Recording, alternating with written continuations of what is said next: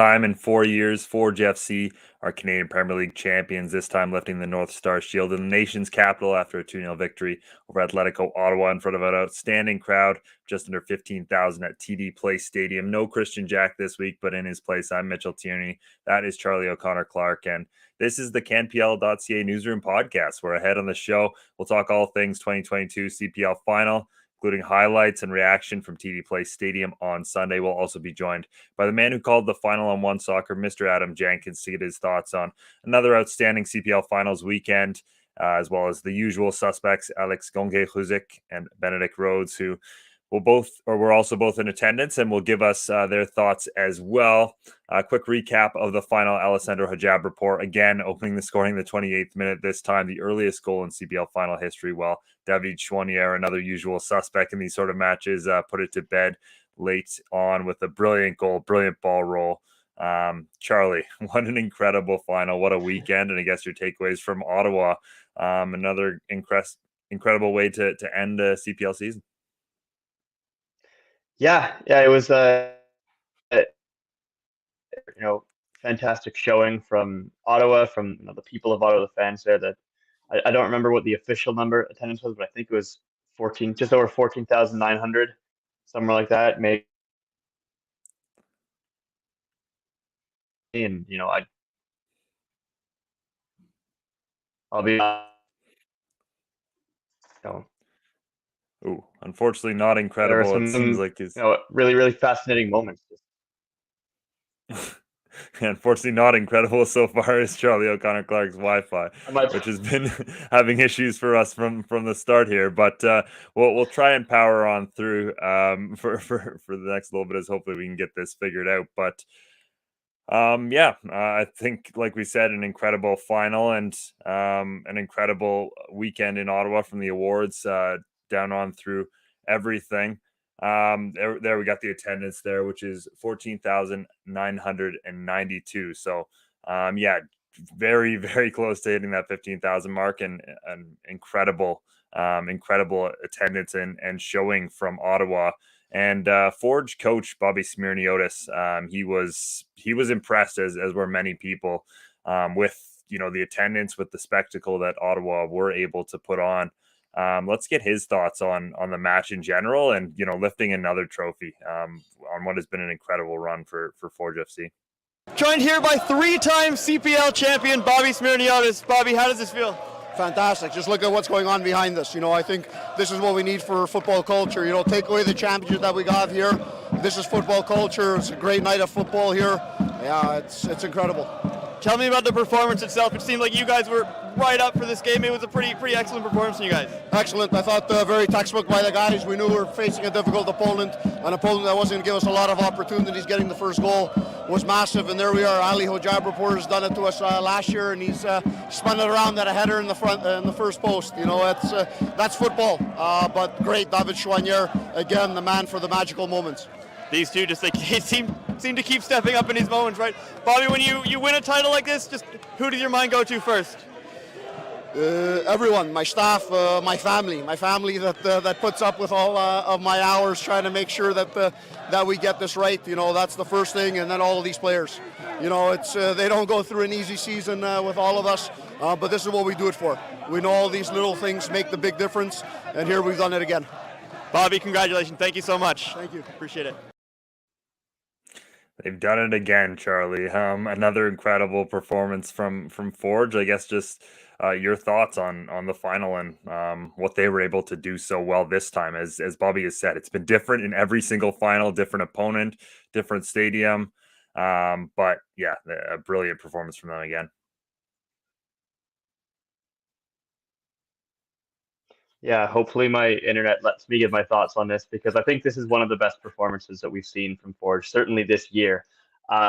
They were just from minute one, this seemed to go kind of to plan for them, right? I think the best thing that could possibly happen for them, and in many ways the worst thing that could possibly happen to Atletico Ottawa, was Forge scoring in the first half, right? Because from there, that's entirely in Forge's hands. They need Ottawa to kind of come out of their shell a little bit and open up and play, and then it was it was kind of a matter of time until Forge got another chance to score a second goal and put the game to bed, as they did. but just the performance from kind of all 11 Forge players, so ones that came off the bench.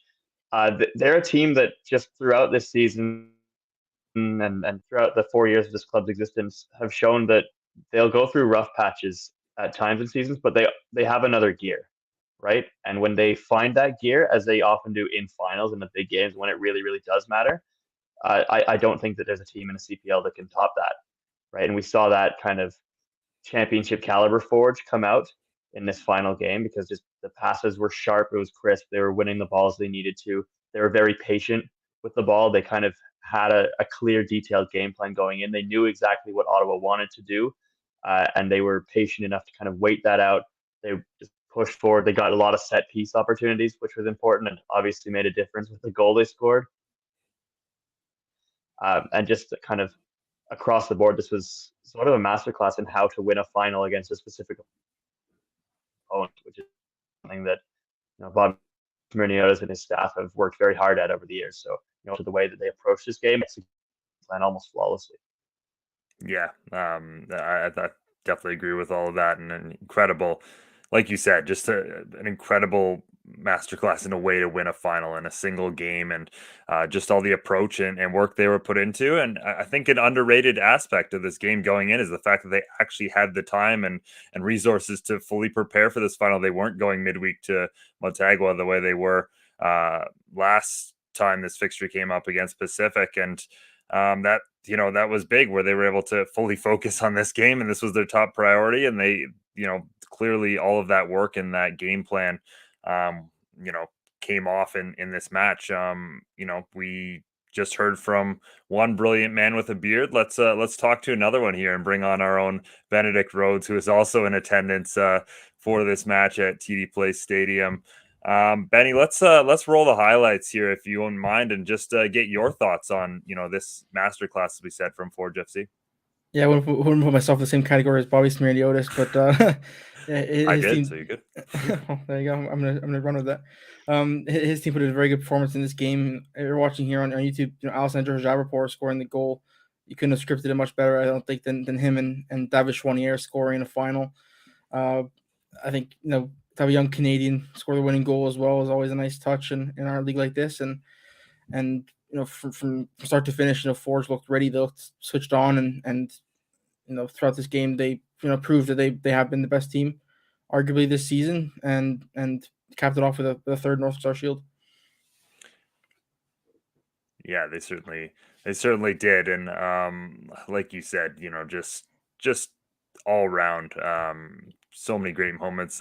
If you're watching on YouTube, they almost this is actually the Chouanier goal, brilliant goal. I mean, this is a player who consistently has stepped up for them. I think we'll talk to Alex Gonge-Ruzik a little bit later about maybe the nuances of his game, but this is his 9th goal in 32 knockout matches for Forge.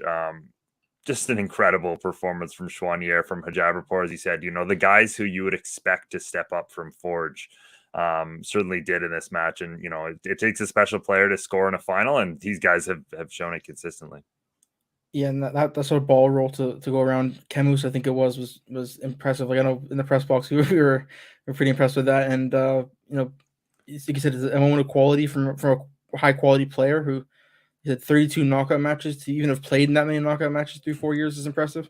Let alone scored 9 goals in them. So he steps up again and again, and if you're Forge FC, you're doing everything to keep him around, because he always produces in these big games.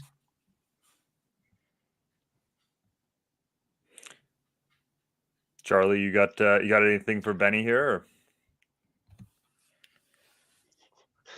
I'm trying to take it easy on jumping in out of nowhere just in case the internet doesn't work. But Benedict, just again on Forge and kind of the way that they approached this game. What maybe impressed you most about the way that they sort of came out from minute 1 and minute 1 of the second half, and just really seemed to be kind of up for the event, so to speak, in a way that maybe Ottawa weren't.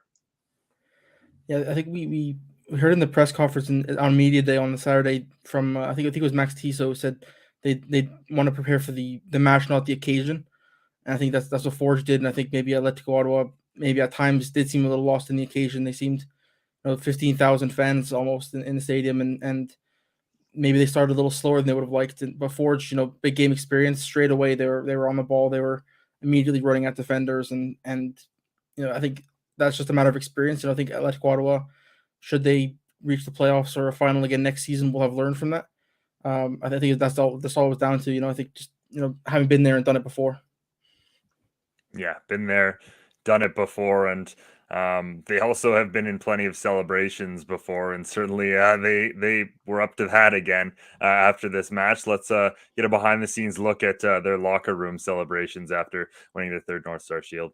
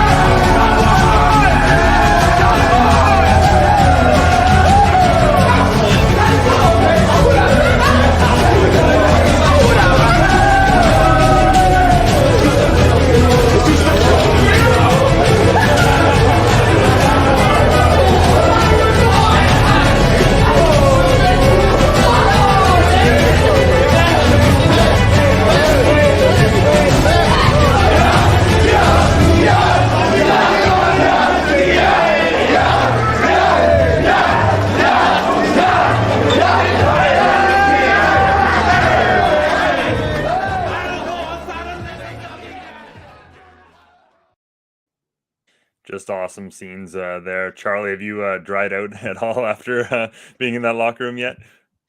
Yeah, I did. I actually fared okay, to be honest. I didn't get nearly as soaked as Christian or some of our other our videographers, Rob and Kenny. They got it pretty bad. I ended up okay, but it was quite the damp atmosphere, I think, in there. There's a lot going on. The plastic sheets over the lockers did fall down a lot of times, so hopefully everything's okay. But you win a championship, that's the kind of energy and jubilation that you want to see, right? Yeah, it certainly is. And something about these Forge sides is it's been a different group almost every time. Obviously they have those core players, those key guys like your Alex Ashton-Johnsons, your Kyle Beckers, obviously, who wasn't available for this final, but did a lot of work in getting them there, as he always does. Tristan Borges is another example of one of those key players who's been around for a long time. But this group also had a lot of new faces, Benny. They, you want to look at an Ashton Morgan, a Taryn Campbell, Rezart Rama. What was it about some of these new guys and what they brought to this Forge side? And obviously, Hajabrapor maybe top of mind as the guy who scored. Yeah, I think one thing, with this Forge team is because they're so consistent and they bring back so many guys every single season. The ones that they're bringing in are going to be difference makers. They're going to be players who need to, work their way into the team or are going to be improvements over people who are already at the team. So I think you saw that with a guy like Sissoko, for example. He came in, they played him at right back for a little while during CONCACAF, and then they realized, he's not really right back, but they have a hole in midfield they need to fill, and he filled it perfectly all season long. And so sort of stories like that, Ashton Morgan, another one, they lose Kwame Awuah and they need to bring in a left back. So why not go out and get an experienced Canada international with 150 games of professional experience or whatever it is? Why not? Yeah. So Forge are going to recruit well, and they did exactly that this year, and I think they nailed pretty much every single one of their recruitments. Yeah, I think that they certainly did, and that's a big thing in how Forge builds their team is they've been able to do their due diligence and bring in the right sort of players that fit in very well for their system. Let's hear from one of them who had a brilliant final once again, that being Abubakar Sissoko. I'm joined by Abu Sissoko. What a special moment this is for you. You're in the 2020 final. You got released by Forge earlier than that. You're back, and now you're forever a champion. How does this feel? Yeah, honestly, I'm very happy, and I'm thankful for my teammates because they helped me this year. When I came here, the coach put me as a right back at the first, and they gave me some advice to improve myself. And honestly, it's because of all the coaching staff, all the players. We did it together. I'm happy. You just used the word together. You were together as a team. You were immense tonight. But how did it feel celebrating with the fans in the corner with these teammates? Of course. We are happy because they did the long travel to come here to support us. So we have to give them a good performance. So we did it today, and then I'm thankful for them because they showed up, and then this is for them. Huh? Forever a champion. That feels good, no? Yes. We're gonna enjoy it, and then let's back to work for next year. Appreciate this. Congratulations. Thank you.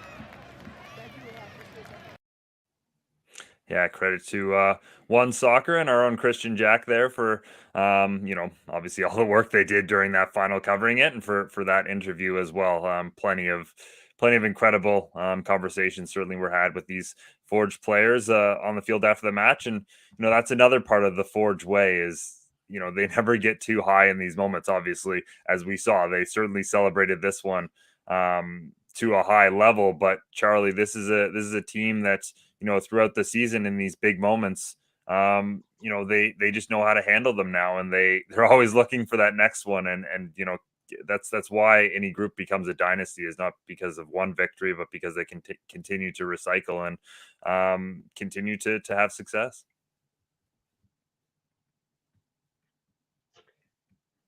Yeah, no, that's absolutely the case. They're a club that wants to play knockout football. They want to play big games, and they know on a level that the only way you get big games is by winning a lot of more normal and regular season games. But these are kind of the games that they live for because they've tasted them so much. And I think it's a feeling that really you can't get enough of when you're a soccer player at that sort of level.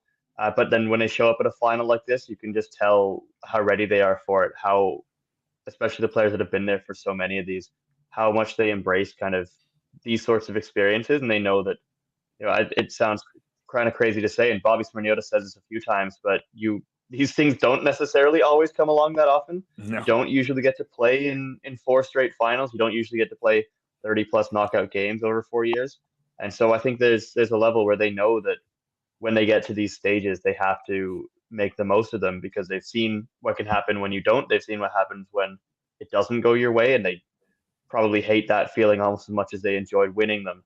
So I think when you have all those experiences to build on, then you know how to navigate them a little bit better. And I think honestly losing this final might help Atletico Ottawa in that sense because they're not going anywhere. They'll still be a great team next year most likely. And now that they've seen how to lose a final, they may well be better prepared to win one. Yeah, I think that's a great point. I mean, it was something that Forge talked about before the game as well, was sometimes those losses you learn just as much obviously as the wins, and in terms of what you have to do differently. And we'll jump to Ottawa for 1 second here because this was a match of details. They said this was a match where they thought by and large they played Forge very well, but it was in those key moments, in those key details, that Forge was able to do a better job.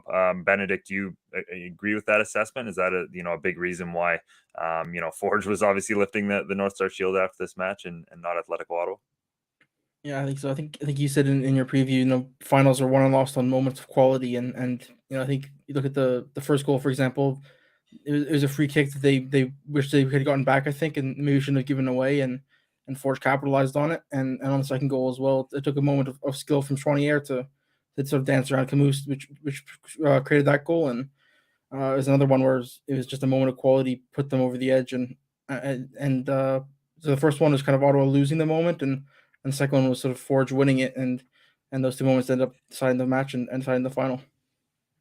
Yeah, let's hear from another key player from obviously this Forge side, Alex Ashton-Johnson, defender of the year. He still is trying to maintain he's a midfielder, but it's getting tougher and tougher for him to do that as time goes on, and as he delivered another incredible performance in the final. Here's Christian Jack's conversation with him on One Soccer. I'm with Alex Ashton-Johnson, seconds after the final whistle. I appreciate you coming over. I know your teammates are still celebrating. 4 finals in 4 years. You've won again. How does this feel? It's amazing. It's amazing what we've been able to do as a team. And we went into this game with a lot of experience. I think it showed today. Felt like we had control of the game. It's just an amazing team.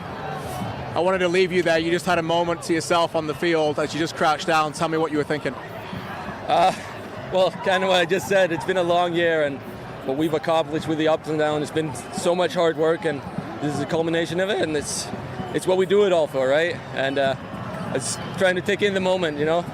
Third time, it doesn't matter. It feels unreal every time.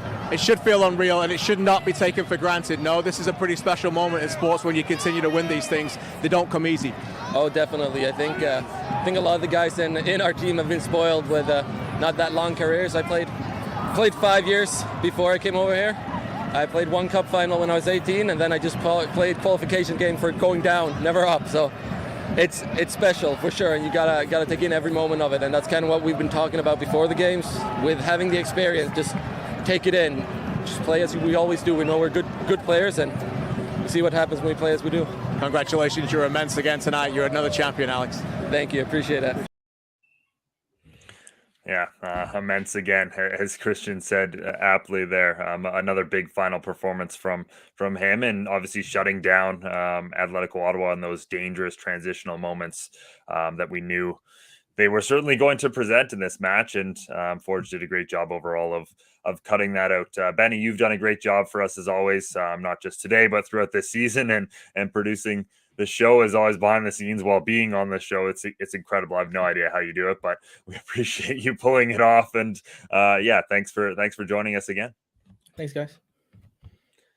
And we'll sub out Benedict Rhodes and bring on our special guest this week, the man who was in the commentary box for this match, Adam Jenkins. How you doing, my friend?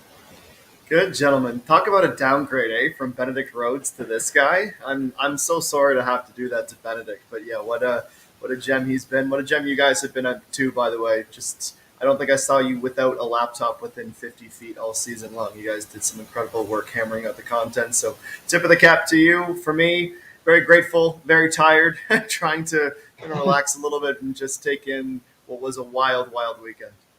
Yeah, certainly a wild weekend, and I guess just your overall thoughts on the conclusion to the weekend, the big final, and another match where Forge lifts the North Star Shield, and another different opponent that they were able to beat. Yeah, I think there's two camps to it. I said to everybody who asked me for a prediction, we were going to win as the league, as the broadcaster, regardless, with the two stories that we had. If I have any regrets, it's that there wasn't at least a goal. Like, there was the one chance towards the end of the second half where Henry sort of had to really paw down the effort, but he didn't have to move that much.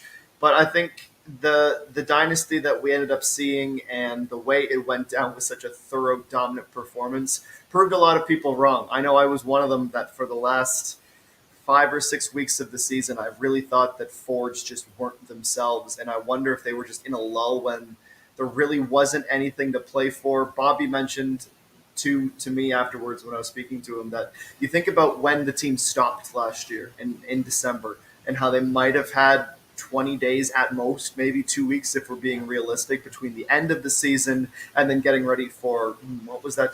Cruz Azul. And at some point they were going to flatline a little bit. And I don't know, the professional athletes, you'd have to ask them. I don't know if they'd be honest with you, even if it was the case.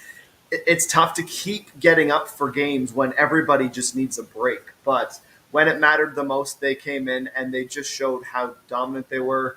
I don't want to repeat stories too much on what you guys may have touched on earlier, but I was so impressed with Noah Jensen and that midfield. To lose your biggest player and for Noah to step in, I may or may not have asked some of the coaching staff if they thought that Noah was truly ready for the moment of a final, and they weren't sure right up to the game because there were so many options. Are we ready to take that risk and roll those dice, or do they want to try and pivot in other ways? And Noah proved he was ready, and I mean, I could have probably played in Noah's spot, and I don't know that the midfield would have looked all that different. They're just the systems they have, their ability to perform when it matters most. They truly showed that they are a championship club and organization top to bottom. Yeah, Noah Jensen, who I think earlier this year made his professional debut at the Azteca, and now is starting in a CPL final and winning that CPL final. But he's just we kind of touched on it earlier. Mitch and Benedict did, but the way that players are able to come into this Forge team that maybe haven't been there since day one, and they in some ways start to feel like they have been. Like Rizart Rama came into this side midway through this season, and he just feels like kind of part of the furniture there now at right back. Adam, you've been watching this Forge organization for pretty much all 4 years. Just and you used the word dynasty earlier. What is it about this club that kind of makes this sort of story and this run that they've had over these years so special? Yeah, I think for me, it's just you don't get to play for Forge. Like, and that goes all the way back to recruitment and how they construct and build the team. If they don't believe there is just a smart football foundation there, and like I think about the players that they've brought in over the years, and not just this year. Can you guys think of like a big miss? Like Jordan Hamilton, I don't even think was a miss. He just Wubens Passius took over the spot from him, and that was going to be Wubens, and that was a kid that no one had heard of at Quebec just a couple of years ago. And now, when you do the big picture, zoom out, who do you think is potentially going to move on? And the club has also done well in not pushing people until they're ready for that as well, and maintaining who Forge are.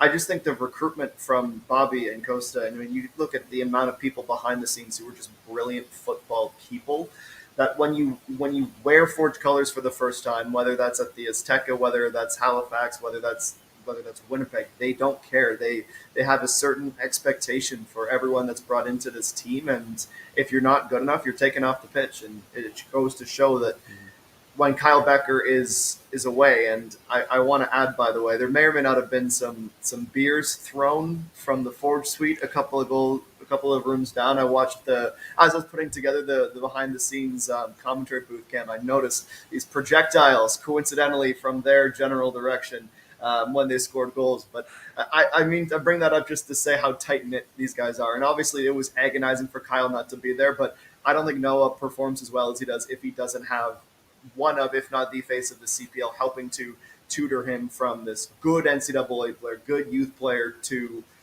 being a CPL champion. I think it is truly in their championship DNA. And one more note I'll throw on that to Forge. I remember when we got to go to training and get around for the second leg in the semifinals. That was the first time I'd seen the clubs all season long. And I found it shocking how the difference between the two teams was night and day in terms of body language and emotion. Like, Forge looked like they were playing for their lives with everyone, how they acted. Training was crazy intense. Players were not really willing to let their competitive level and intensity drop for a moment. And then you saw Cavalry come in, and I know it's just different teams, but the energy was a lot more loose and carefree. And not that they didn't take it as seriously, they weren't as mentally and physically prepared, because I don't think that's true. But I just think it speaks to the way Forge as a club exists, and that is, until that North Star Shield is in their hand, they don't let themselves drop for a moment from April or January in this case until the very end.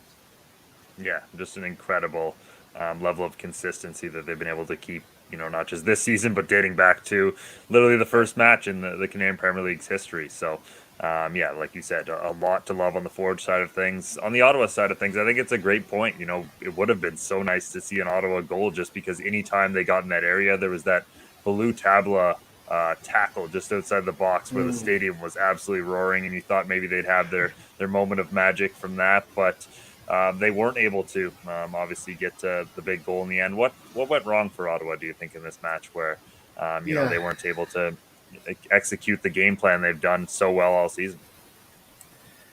That's a great question, and I've been thinking about it since the end, and I almost just wonder if it shows the goal. I don't know that anybody was going to beat Forge on that night with how well prepared they were. You're right about the crowd, by the way. First of all, shout out to Ottawa Gatineau, the 14,992 or whatever it was. And it's not just, you got that mix of the supporters who was there because it was an event and they were excited. But when you mentioned them getting up on their feet for tackles, you're learning how smart they've gotten as a community, as a fan base so quickly, that they knew how they could try and impact and affect the game. In terms of on the pitch, I just think they got beat, and Forge had all the time to prepare. I mean, when we were in the match day -1s and we were asking some of the players about 4-0, for example, they would say, I think we didn't bring our best, and they picked us apart so quickly. 0-0 was fine. Everyone was quick to point out maybe it shouldn't have been 0-0. That's totally fair play. I just think with the amount of resources and talent Forge had the time to prepare for the opponent, I think they would have been ready for anyone. They could have said, by the way, you're going to Costa Rica. You've been reintroduced to CONCACAF League and play the final. They might have won that game. Like the way they prepare for things are so good. On Ottawa, I think when it got intense and down to the finish line, there were some players that maybe panic's not the right word, but I think when they saw the hole, if they weren't so concerned about maybe putting on the best show or trying to do too much, it would have been able to stay loose. But there was just individuals that started playing a little bit too much like an individual and trying to do too much against a well-oiled Forge machine. But I don't know, man. Like before the game, I thought it was a toss-up, but then to see Forge do it again, I think maybe they play a second game, a two-leg, and they still don't touch Forge with the way that they were dialed in. And it's disappointing because it doesn't, to me, diminish the atmosphere and what the event was. I think it just shows where Forge were. And I think Drew told me that, and so many other players afterwards. And they weren't even that resigned, to be honest. They were devastated to have not won the final. Don't get me wrong. But there was this feeling of acceptance that we have accomplished so much and this will sting. But they didn't look like a team that just lost the final. Like you would expect resignment and almost sadness, if it were. They weren't that. And I think as soon as full time went and they understood the result, I think they were able to detach pretty quickly and think about how they have still so much to celebrate and how they're still the regular season champions. They could still have those images of their supporters, their community. And I don't think they will be long to be back into a final. I'm very excited now when I think about their offseason, how Carlos Gonzalez wants to take that team to a different level, and they get a couple of different pieces in. We may never see them park it again. They've created that defensive stability. And I mean, they bring in a couple of splashy signings this offseason and improve the collective. As soon as that offensive game becomes consistently terrifying, Ottawa is gonna be around for a while. I think I really do. Yeah, and I think you're right about those emotions in the Ottawa camp because, again, as you said, they do have so much to celebrate from this season. Obviously, being last place the year before, winning a regular season this year, and just being just night and day, a completely different group, different organization. Not a different group of players entirely, but certainly a different looking one in many respects. Yeah. But I think they definitely knew after that game that the better team had won on the day, right? And I think there's kind of two ways to win a final. There's one where you feel like you should have won, and one where the whistle goes and you just kind of collapse, and that you got beaten, and they did. And I think every player in that locker room would probably feel that way. But I said it earlier in the show, like the nightmare scenario for them was conceding in the first half. Right, from a set piece like that, they gave up so many corners and free kicks around the box, and especially that first kind of half hour just felt in many ways like only a matter of time because Diego Espejo can't get on the end of every corner delivery, right? And it felt like it was going to happen eventually. Or Malcolm Shaw. Apparently. I mean, and to their credit, they got on the end of a lot of them, and they have done that all year. But I don't know, Adam, when they go into halftime at 1-0 down, did you see kind of a way back into this for Ottawa? Did you want to see them maybe change things up a little more? I think so. I don't know, like, I'm obviously not Carlos Gonzalez. There's a reason I don't have an owl back there. I'm definitely not Bobby Smirniotis, but I think for me, the only way I saw a true clear path back is if they were somehow able to came out. Like, they didn't want halftime. They really didn't. Like, that was a disaster for them in the timing because that was the best football they had played all game, in my opinion, for like that last 5 or 6 minutes into the 2 minutes, I think, of that time it was. They were relentless, and it almost felt like that was their push trying to get back into the game. Now they were playing like it was the 90th minute. So, I mean, and also in a weird way, I don't know that I've ever seen Forge start a half as quickly as they did in that second half. Like, without Nate, it's 2-0 immediately, and then it was game over for sure. But like Forge just started that second half like they were playing like they were the team down. It was almost shocking. We usually expect, especially when an Ottawa team is playing, Jimmy and I can do a little bit of storytelling. We can ease our way back into the second half. Usually I get to go through my script. For those interested in watching the broadcast now, Francais audio track, didn't even get there because Forge was like bang out as soon as the whistle blew. And I just truly, I didn't think it was game over for them until I saw the way they started that second half. And I've learned if the CPL final taught us anything last week, it's that 2-0 is not a safe lead when Forge is playing sometimes. And if they got a goal, you never knew. But it just felt like a Cinderella story. And it was disappointing because they finished so well, and I was encouraged by that. And then the sort of emotions dip Carlos will obviously go in. The leaders in the room will go in and speak, and there are a lot of leaders on that team. And I don't know. I don't think whatever game plan that they could have tried to adjust to in that second half of the way Forge played, I didn't see a way back. Even after Nate made that save, I'm thinking maybe that's a spark. Maybe that's everybody comes in from the double stop, but it wasn't to be. I think that's a really good point about the way that Ottawa played just before the second half, and the fact that they were able, like Forge was able to adjust at halftime in a way that they probably wouldn't have been quite able to if they didn't get to that halftime interval. I mean, you've got Chouanier and Rama, who are both on yellow cards there, and it seemed like Ottawa was really targeting that side, but then the second half they kind of shift Jabrapor over there to cover a little more, and all of a sudden you can't get the same joy they were. So yeah, I mean, a goal before halftime really did seem like the only way they were going to get back into this, and obviously they weren't able to do that as we saw. But Adam, one more before you go, and this is putting you on the spot a little bit, but a favorite memory or moment from the 2022 Canadian Premier League season. This is why you give your guests the questions before they sit down. Because now I'm like, if I have 15, 20 minutes, that's true. You are very good at putting people on the spot, including myself. This is what I'm vamping, by the way. If you can't tell, I'm stalling to try and think of an answer. There truly were so many, but I mean, I'm going to give you the layup answer, and I'm going to blame you for not giving me more time. I think it was just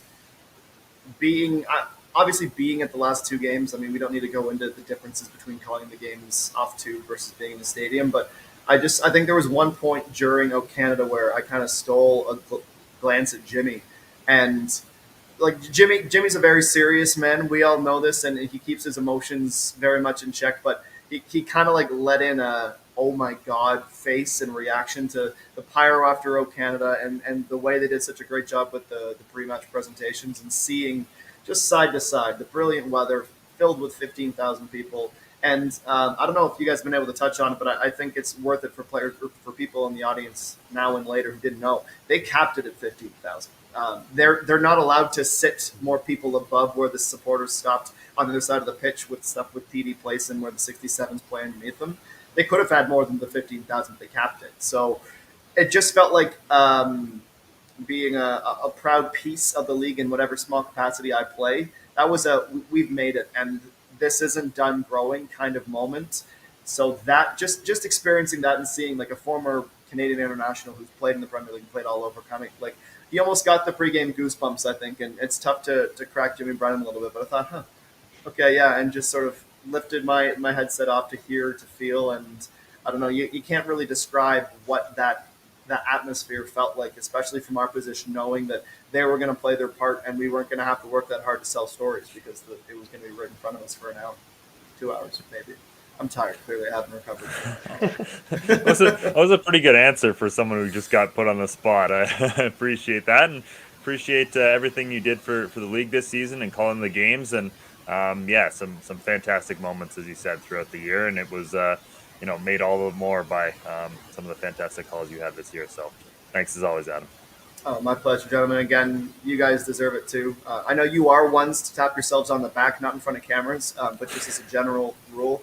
But you deserve it. I hope you guys are as proud as I am of you and KJ and Benedict and everyone at AGR. You guys rule. We're Team CPL. We don't get to lose the finals, so that's a win for us, right? And we appreciate it. Thank you. Awesome. Thanks so much, Adam. And Adam. Charlie and I spent this entire weekend just going around, just telling everybody how great we were. So Adam just let I was mostly telling them how great Benedict and Mitchell were, but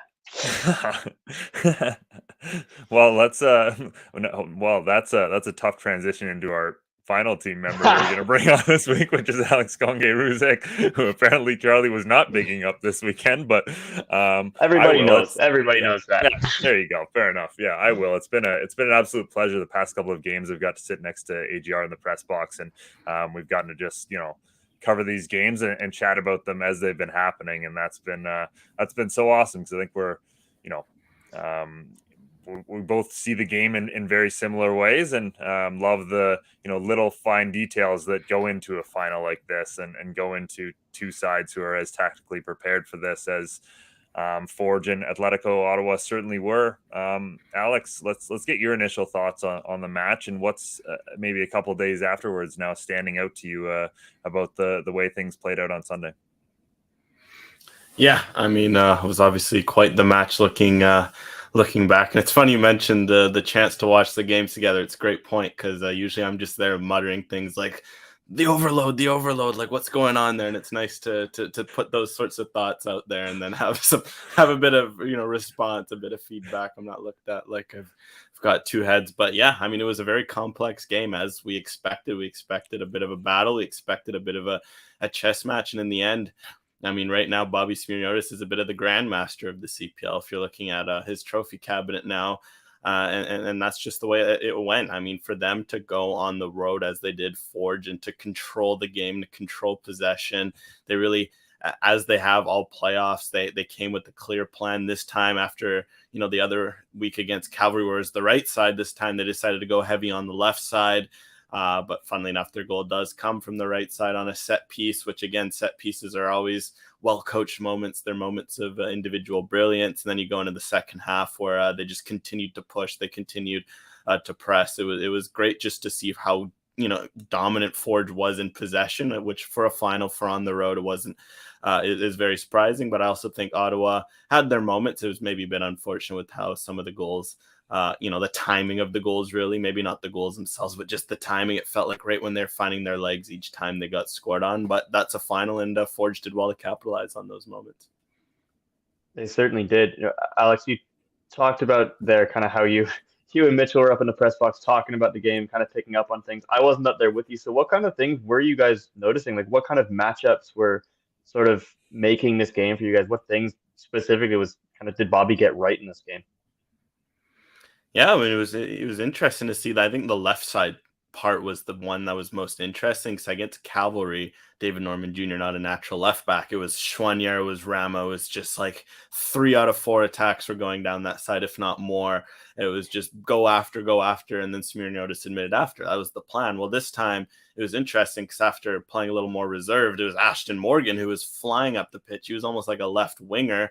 Then interestingly, Rama, who's so good going forward, was playing as like a right center back. So Forge, almost to counter Ottawa's 4-4-2, decided to throw that extra body in attack and then went for like, it was almost like a 4-3. And then Chouanier was playing as a wing back on the right side. So he wasn't as involved directly as he was in the other against Cavalry. But then it was interesting because Ottawa just finally at halftime probably looked at that shift and realized, okay, let's try to overload that right side to make up for it. And then Forge just threw a whole new wrinkle. They started running everything through Chouanier on that right side again, and he ends up scoring the goal. So I kind of found it interesting how Bobby Smirniotis did well to kind of stagger the field side to side and really keep Ottawa particular in certain matchups. Because I think at the beginning it was with the right, they had that sort of Hayworth and a Costa exchange where they'd kind of overlap. And I think Bobby Smirniotis was trying to catch them in between those moments and when they're a bit unsure their position. And then the second half where they sort of shifted to try and counter that, then Bobby Smirniotis went back to that favored right side, which is so strong.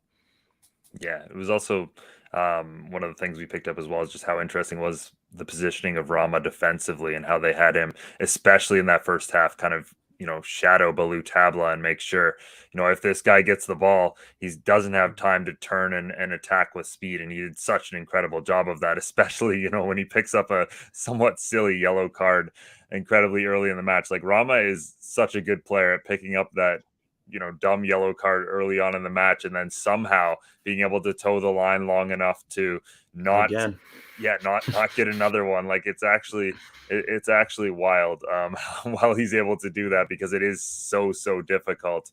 And especially, when the other team knows you're on the card and when you're in a defensive position like that as well, where you have to go up against these guys like Tabla knowing that you don't have another major foul to give. He had some moments, especially in that second half where he was able to cut out some counterattacks in spectacular fashion where on a yellow card, that's all the more impressive.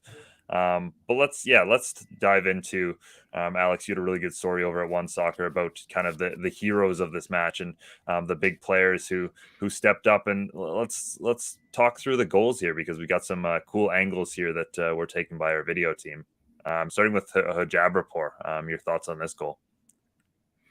Yeah, I mean, it was just a great bit of timing, really, from Hijabapour. I mean, obviously, he's a big body. He's someone that can be a threat in the box, as Forge knew last year, maybe from the opposite side of things. So it was very well worked from Forge. I mean, those sorts of free kicks, they're dangerous, but you'd be surprised the amount of times that teams, just send it over a bar with the poor shot or maybe don't get that good ball. So I think it was just a great bit of awareness from both parties there. I mean, Tristan Borges to step up and have the wherewithal, the awareness not to just spank it or try to go for a goal and just kind of dink it. And then for Hijabapour to just find that sort of soft spot, that spot that's so hard to find. I think it was interesting on the replays. You can see how he kind of shaded off a marker as well to give himself that space. And then from there, with his size, his heading ability, he's always going to score that. And it was a well executed moment there from Forge.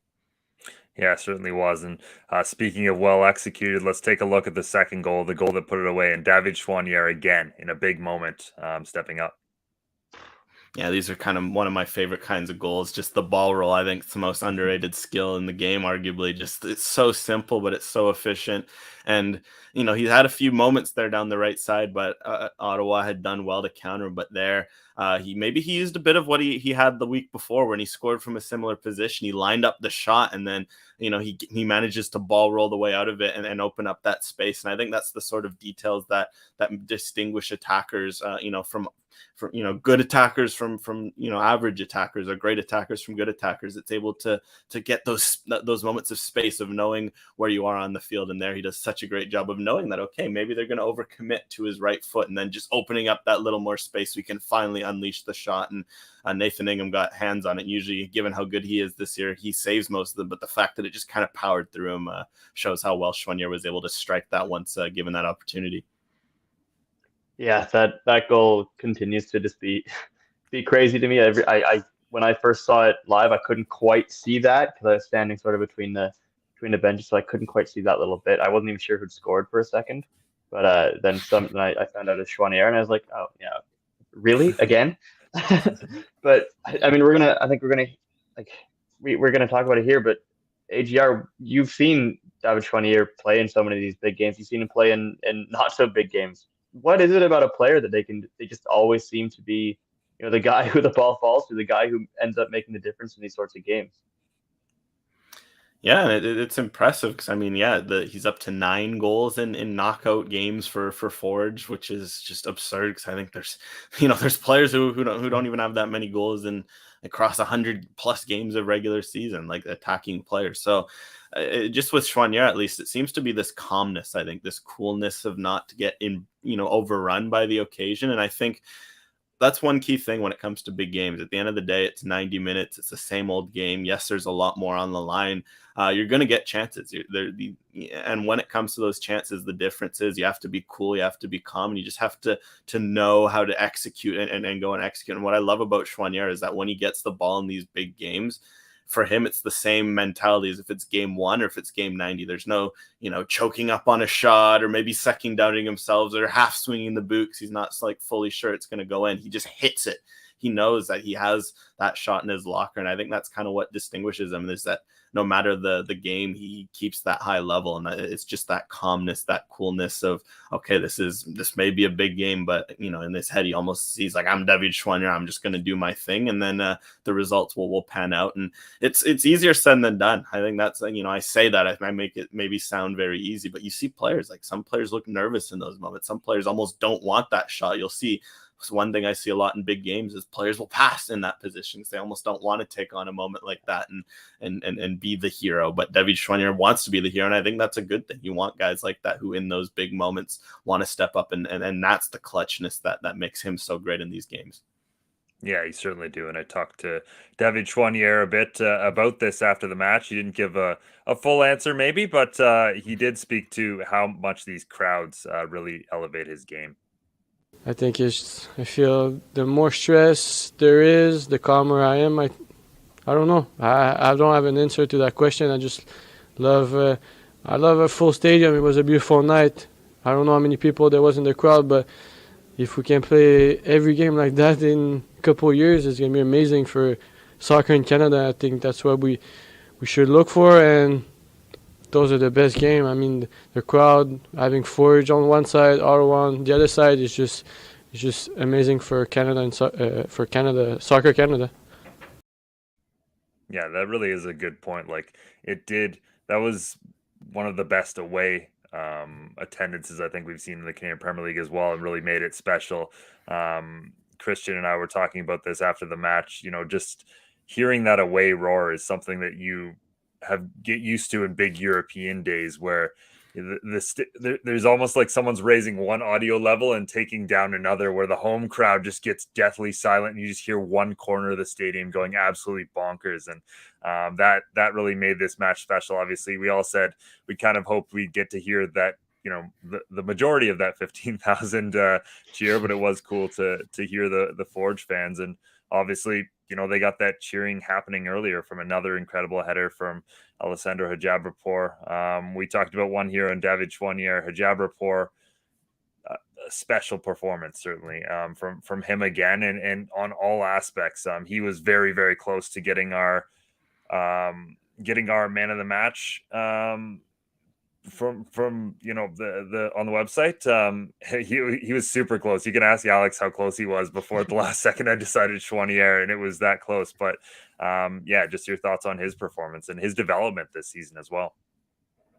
Well, my vote was for Hajabrapor in terms of player of the match, and I'll stick with that. And it's just, again, he was so composed. I think with him, it's wild to think he's only 22, because he plays like a 28, 29-year-old veteran. And I mean, he's always had that in him, to be fair, since he burst onto the scene with Pacific. He was playing as an 18-year-old, and he was playing like someone way beyond his years, and was able to break into a tough Pacific midfield over those 3 years that he was with the club, just based on how composed he was. And I think he really showed his best attributes in the final. I mean, he's kind of turned into a really serviceable all-around number 8. He's gonna string around passes. He completed a lot of his passes, a lot of them progressive passes into dangerous areas. It was key because Ottawa was so compact, and he was doing a great job of shifting them around, playing those balls. He can get involved in the box, but at heart, he never lost what made him so good at the beginning of his Pacific tenure, which is his defensive game. He just covers a lot of ground. He's got these long legs that he seems to stick into tackles. And that's the sort of all-around midfielder presence that you need in these sorts of games. So for Hajabrapor, it was impressive to see how much he controlled the game, even beyond his goal. I think the goal obviously was, a cherry on top. But to see him play as well as he's done now in 2 finals at such a young age, you have to be excited about, what he can do in the future, because he seems, again, he's one of those guys who seems to step up in big games. And I think that's great to see Canadians continue to do that in big stages such as this one. Yeah, I mean, we'd seen for so many years just, maybe Canadians not stepping up in big stages, and some tough moments as well. So now that just the belief across the board from Canadian players and teams is special. And that's a good point there from Alex. And let's hear from the man, Alessandro Hajabrapor, on his thoughts after the match, and maybe a bit of redemption for Forge at least. 2 CPL finals, 2 Alessandro Hajabrapor set-piece goals. Ali, how does it feel to be a champion again? Feels great. Can't say much more than that. I owed Forge one, I'll say that. You certainly did.